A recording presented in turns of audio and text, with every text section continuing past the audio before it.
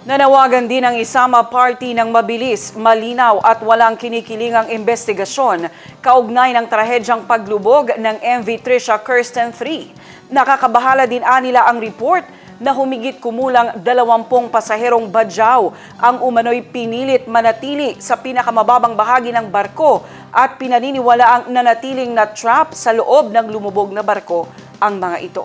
Ang News Now sa report.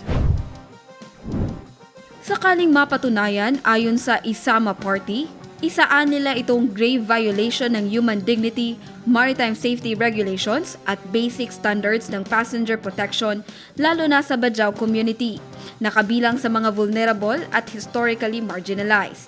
Ayon sa Isama, walang pasahero ang ihiwalay, i-confine o ilagay sa kondisyon na peligro sa kanilang kaligtasan anuman ang estado, ethnicity, at kakayahan na magbayad ng pamasahe. Ang anumang pagpilit sa mga pasahero na manatili sa pinakadelikadong bahagi ng barko na walang agarang paraan para makaligtas sa trahedya ay nangangailangan ng agarang accountability. Kabilang din sa ipinapanawagan ng Isama ang agarang fact-finding investigation ng mga kinauukulan, lalo na ng Human Rights Authority. Full disclosure ng passenger manifest, vessel layout at crew instructions bago at sa kasagsagan ng paglalayag. Masinsin, agaran at makataong search, rescue at retrieval operations na may lubos na paggalang sa mga biktima at kanilang mga pamilya. Pagtukoy sa kriminal, sibil at administratibong pananagutan ng may-ari, operator, kapitan at crew ng barko sakaling mapatunayan ang kapabayaan.